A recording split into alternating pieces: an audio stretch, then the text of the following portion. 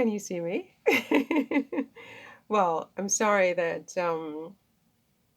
the lighting is so bad. I have you propped in one of my plants, one of my little plant boxes. So you're probably seeing soil and leaves and just everything except me, but it's like that for today. I'm so sorry. Yes, I know we haven't had a chance to talk in a long time, which is why I really wanted to try to do this, but it's so late in the afternoon and the sun is down, and so I hope that my wrinkles are not showing up too much. Oh my goodness, my wrinkles.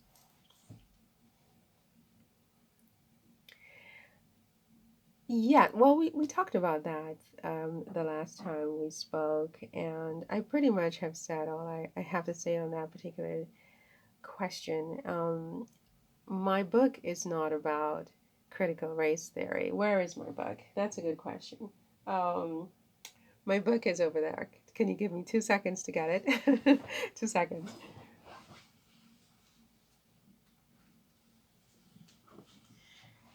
Yes, I'm completely unprepared today. So my book, They Were Not Slaves. Can you see it? Oh my goodness. Oh my goodness. It's a disaster today. So my book, They Were Not Slaves, is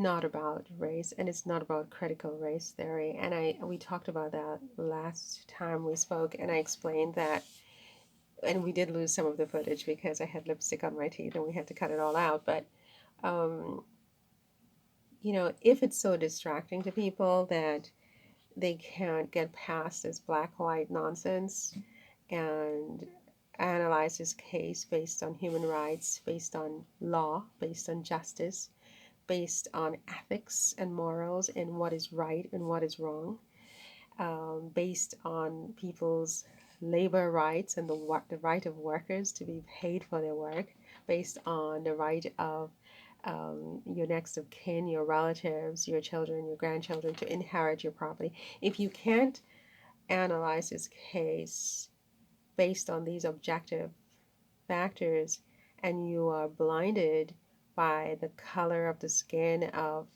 the people who were harmed and injured and violated, and the color of the skin of the people who did the harm, injury, and violations, and the color of the officials in the government and in the monarchy. I mean, if color is something that is so distracting that the person hearing me speak about this or reading my book, they just can't, all they see is black, then obviously that's a problem. And I would suggest that we all agree to think of all of the participants and the aggrieved people as transparent. I've said that before, where I've said that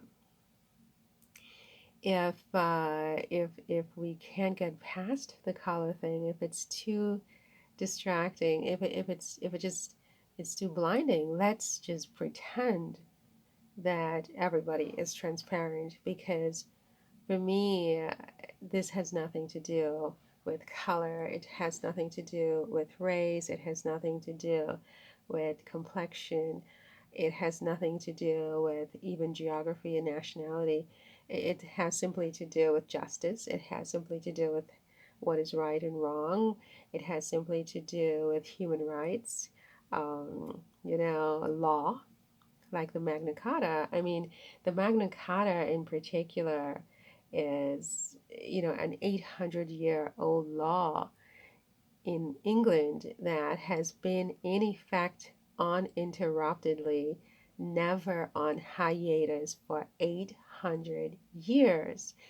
And there are portions of the Magna Carta, like I've forgotten exactly what articles because I'm working on four books at the same time, but I believe like Articles 41, Articles 39, something like that, because it was amended over the years. And I think it was originally Article 29, and then it became Article 39 or something like that. But in the Magna Carta to this day, it clearly states that you can't just deprive people of their rights, of their liberty, of their property, when they've done nothing wrong. You have to have a basis for doing that, and you must allow people to be able to defend themselves and their rights, before you deprive them of all their rights. One of these days I must read the specific articles to you because I don't really have it right now, and it's getting late and I don't want to lose all the lighting. But the idea is that the Magna Carta is 800 years old, and it wasn't in effect at the time that this happened. And all throughout the time that this 244-year duration, where nearly 17 million individuals, civilians who were not a monolith, who had done nothing wrong, were violated, were kidnapped, were trafficked, were arbitrarily subject to imprisonment on their work sites by their de facto employers who had the statutory and apparent authority of governments and monarchies, all of which is still in existence today. And in spite of the fact that you have a Magna Carta, I mean, so the officials of the government allowed an unlawful practice to become customary international law, which is slavery, right? Which was later determined to be a crime against humanity after the Holocaust in the 1940s. So, which was 80 years after the last batch of these workers were finally released from this unlawful bondage. So, the Magna Carta has been in effect uninterruptedly for 800 years. None of this should ever have happened. And the fact that it happened and you have or had people claiming ownership over other people's lives doesn't make any of that enforceable or any of that legal. All of it is null and void because it's customary law that broke established law that was on the books and that remains on the books and has remained on the books for 800 years, saying now exactly what you're doing here, slavery, enslaving people, putting them on a work site to work without even a symbolic dollar of pay for their entire working lives for 244 years, and forcing them to have children so that you can continue to abuse and violate their children in this way. It's against British law. It's unlawful, right?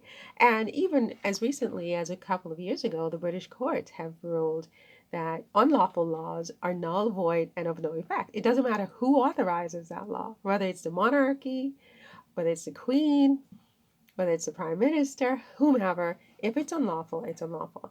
So I would like to see, I mean, in terms of what I would like to see, I would like to see these governments go back and make an affirmative public international statement that says that these individual human beings, these 17 million people, own themselves. They were never owned. That was illegal. Okay, it was a crime against their humanity, against their individual humanity in life. And they own themselves, they own their labor, they were part of the human family, etc., etc. I'd like to see them do that. And then really big, really big, really huge. I mean, and this is going to take a statesman or stateswoman, as I said. It's not for the faint of heart. Okay, is to compensate the families and relatives of these workers who never received even a symbolic dollar of pay for their entire working lives for a cumulative 244 years from 1619 to 1865, even though they have done nothing wrong. This is illegal. It's unlawful. It's against the law. It's against law that was in effect at the time and that has continued to be in effect uninterruptedly all of this time. And yeah, these in effect at the time, and that has continued to be in effect uninterruptedly all of this time. And yeah, these governments, the United States, England, and others, are obliged, in my opinion, from a legal perspective and a moral one, to go back and clean this toxic mess up. So there you go.